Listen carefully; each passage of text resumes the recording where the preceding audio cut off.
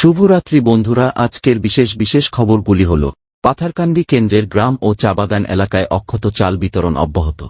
বিজেপিতে যাচ্ছেন রাজ্যের দুই কংগ্রেস নেতা। ভারতের ইতিহাসে সবচেয়ে সফল প্রধানমন্ত্রী মোদি, বললেন মুকেশ আম্বানি। মালদ্বীপ বিতর্ক কারণ কি? ভক্তদের কথা মাথায় রেখে বিশেষ ব্যবস্থা মমতার।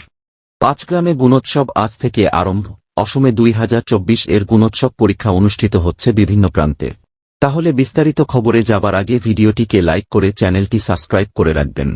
বিধায়ক কৃষ্ণেন্দু পালের উপস্থিতিতে পাথারকান্দিতে রাম মন্দির প্রতিষ্ঠার নিমন্ত্রণপত্র ও অক্ষত চাল বিলি অব্যাহত রয়েছে।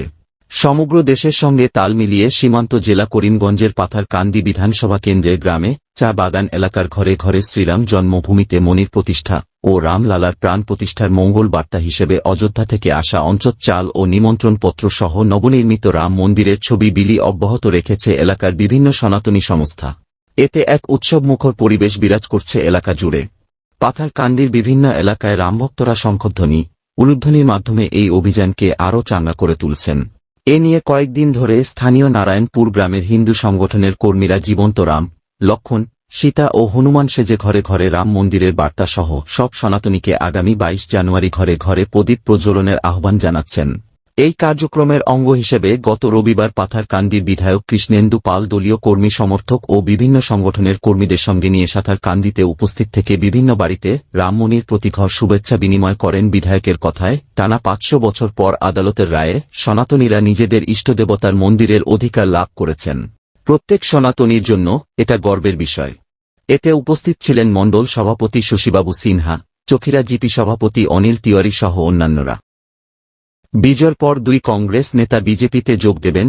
21 বিধানসভা নির্বাচনে সিপাঝাড় কেন্দ্রে কংগ্রেস টিকিটে প্রতিদ্বন্দ্বিতা করে মাত্র 7,000 ভোটে পরমানন্দ রাজবংশীর কাছে হেরে যাওয়া কুলদীপ বড়ুয়া দল ছেড়ে বিজেপিতে নাম লেখাবেন। অন্যদিকে প্রাক্তন আশু নেতা 2016 এবং 2021 এ বঙ্গাইগাঁও কেন্দ্রে ফণীভূষণ চৌধুরীর বিরুদ্ধে লড়াই করা শঙ্কর প্রসাদ রায়ও কংগ্রেসের প্রতি বীতশ্রদ্ধ হয়ে বিজেপিতে যোগ দেবেন বলে জানা গিয়েছে। এদের পাশাপাশি কংগ্রেস নেতা অপূর্ব কুমার ভট্টাচার্যকে নিয়েও জল্পনা চলছে। তবে যতদূর জানা গিয়েছে, তিনি তার পুরনো দলে ফিরতে পারেন। ভাইব্রেন্ট গুজরাট সামিটে এসে প্রধানমন্ত্রী নরেন্দ্র মোদীকে ভারতের সবচেয়ে সফল প্রধানমন্ত্রী বলে দাবি করলেন মুকেশ আম্বানি। ভারতীয় এই বিজনেস টাইকুন বলেন, বিদেশিরা যখন নতুন ভারতের কথা বলেন, তারা নতুন গুজরাটের কথা বলেন। এই পরিবর্তনটা কিভাবে হল? শুধুমাত্র একজন নেতার জন্য। তিনি আমাদের সময়ের সবচেয়ে বড় বিশ্ব নেতা হয়ে উঠেছেন। ভারতের ইতিহাসে সবচেয়ে সফল প্রধানমন্ত্রী নরেন্দ্র মোদী। ড্রাগন দেশ চীনের প্রবেশের ফলে ভারত ও মালদ্বীপের মধ্যে ভাইয়ের মতো সুসম্পর্ক নষ্ট হয়েছে। বিশেষজ্ঞদের মতে এর কারণ হল মালদ্বীপে চীনপন্থী একটি সরকার ক্ষমতায় এসেছে। শুরু থেকেই চীন ভারতের প্রতিবেশী নেপাল, মালদ্বীপ ও শ্রীলঙ্কাকে তাদের দিকে নেওয়ার চেষ্টা করে আসছে। এটি ভারতকে বিনিয়োগের সম্ভাবনা থেকে দূরে সরিয়ে দেয়। মালদ্বীপের সঙ্গে চীনের সুবিধা বেশি। মালদ্বীপ একটি সামুদ্রিক বাণিজ্য কেন্দ্র হিসেবে জানা যায়। গঙ্গাসাগর মেলাতে ভিড় জমাচ্ছে ভক্তরা।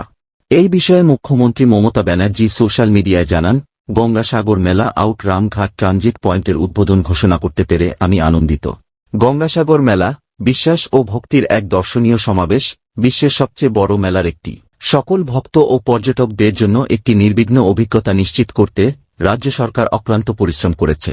আসুন একসঙ্গে গঙ্গাসাগর মেলার চেতনাকে আলিঙ্গন করি, এর বিশাল সাফল্যে অবদান রাখি।